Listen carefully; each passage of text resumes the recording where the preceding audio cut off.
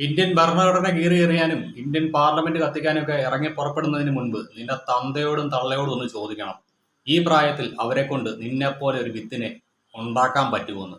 ഇല്ലെങ്കിൽ അവസാന കാലത്ത് ഒരു തുള്ളി വെള്ളം കിട്ടാതെ ആ രണ്ടും ചത്ത് മലയ്ക്കുന്നത് നിന്റെ ആത്മാവ് കണ്ട് ദുഃഖിക്കേണ്ടി വരും.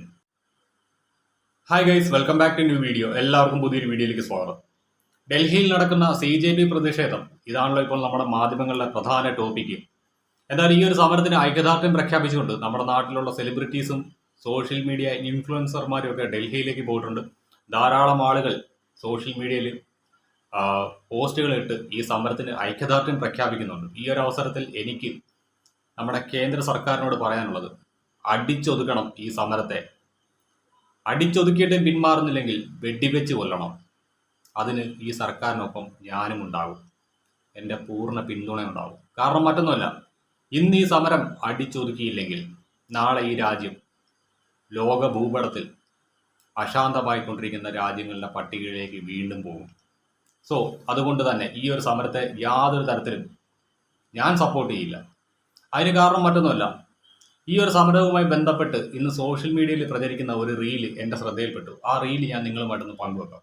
ഡൽഹിത്തെ പ്രൊട്ടസ്റ്റ് ഘട്ടങ്ങളെ പോലീസുകാരെ അങ്ങനെ ഓടിച്ചിട്ട് കുത്തി ഇതാക്കണങ്ങള് ഭയങ്കര ഹരാടാ. കയ്യിലോട് പോയി പങ്കെടുക്കേ. കാരണം കഴിഞ്ഞല്ലോ സെപ്റ്റംബറിൽ നേപ്പാളിൽ നിന്ന് എത്ര പോലീസുകാരെ തലറിഞ്ഞ് പൊട്ടിച്ച കയ്യാന്നറിയത് എറിയന്നെ നിങ്ങൾ കണ്ടില്ലേ? എന്ത് ആരാന്നറിയാം. പക്ഷെ കുറച്ച് കഴിഞ്ഞാൽ വള്ളി വരുള്ളൂ. അന്ന് ഞാൻ മാത്രമല്ലേ അവിടെ കേരളത്തിൽ നിന്ന് അപ്പളാ വള്ളി വന്ന്. ഇതിപ്പോ നമ്മുടെ ഇന്ത്യക്കാരെല്ലാരും ഇല്ലടാ. കുറെ ആൾക്കാരുണ്ടാവും. എന്തിനാ പേടിക്കണേ? എനിക്ക് നല്ല ഭയം. ഞാൻ ഇന്നലെ ഈ കുറെ റീൽസ് കണ്ടിട്ട് ഞാൻ ഉറങ്ങി. എനിക്ക് എന്താ വെച്ചാൽ നമ്മൾ ഈ സ്വപ്നം എങ്ങനെ കാണില്ല, ഉറക്കത്തിന് മുമ്പ് നമ്മൾ എന്താണ് കുറെ ആലോചിച്ചത്, അതാണ് നമ്മൾ സ്വപ്നത്തിൽ വരിക.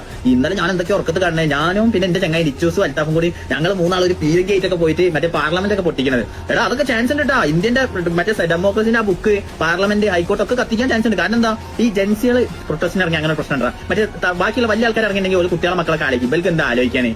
അങ്ങോട്ടാണ്ട് അടിച്ചുപിടി. കഴിഞ്ഞ നേപ്പാളിലെ മറ്റേ ഇവിടെ കണ്ടില്ലേ, പാർലമെന്റിന് മുമ്പിൽ ആ മറ്റേ പ്രധാനമന്ത്രി ഇരിക്കുന്ന അവിടെ കണ്ട് മൂത്രയിക്കുന്നത്. ഇന്ത്യൻ ഭരണഘടന കീറിയെറിയാനും ഇന്ത്യൻ പാർലമെന്റ് കത്തിക്കാനും ഒക്കെ ഇറങ്ങി പുറപ്പെടുന്നതിന് മുൻപ് നിന്റെ തന്തയോടും തള്ളയോടും ഒന്ന് ചോദിക്കണം.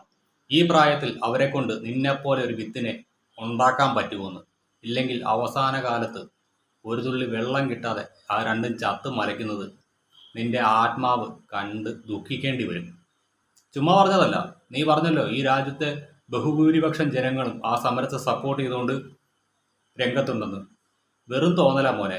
ന്യൂനപക്ഷം വരുന്ന ഒരു വിഭാഗം മാത്രമേ ഉള്ളൂ ആ സമരത്തിന് സപ്പോർട്ടുമായിട്ട് രംഗത്തുള്ളൂ. ബാക്കി വരുന്ന ബഹുഭൂരിപക്ഷം ജനങ്ങളും ആ സമരത്തെ അനുകൂലിക്കുന്നില്ല. അതുകൊണ്ട് തന്നെ നീയൊക്കെ കലാപവുമായിട്ട് രംഗത്തിറങ്ങി കഴിഞ്ഞാൽ ഈ നാട്ടിലെ ബഹുഭൂരിപക്ഷം വരുന്ന ചെറുപ്പക്കാർ അല്ലെങ്കിൽ ബഹുഭൂരിപക്ഷം വരുന്ന ജനങ്ങൾ ആയുധമേന്തി തെരുവിലിറങ്ങും. നിന്നെയൊക്കെ അടിച്ചു ഓടിക്കാണ്ട്. അന്ന് ഈ നാട്ടിലെ നിയമ സംവിധാനങ്ങൾ തരുന്ന ഒരു ദാക്ഷിണ്യവും പബ്ലിക് തരില്ല. കാരണം ഈ രാജ്യം ഇങ്ങനെ നിലനിൽക്കേണ്ടത് ഞങ്ങളുടെ ആവശ്യമാണ്. ഞങ്ങളുടെ വരും തലമുറയ്ക്ക് ശാന്തിയോടും സമാധാനത്തോടും ഈ മണ്ണിൽ ജീവിക്കണം. അതിനു വേണ്ടിയിട്ട് നിന്നെയൊക്കെ വെട്ടിക്കൊല്ലാനും ഞങ്ങളാരും മടിക്കില്ല. സോ ചാടി ഇറങ്ങി പുറപ്പെടുന്നതിന് മുമ്പ് തന്തയോടും തള്ളയോടും ചോദിച്ചിട്ടിറങ്ങണം. ഉപ്പ, ഉമ്മ, ഈ പ്രായത്തിൽ എന്നെ പോലൊരു വിത്തിനെ ഉണ്ടാക്കാൻ നിങ്ങൾക്ക് പറ്റുമോ? അങ്ങനെ ചോദിച്ച് ഉറപ്പാക്കിയിട്ട് മാത്രം ഇറങ്ങണം. മനസ്സിലായോ? ശരി എന്നാ.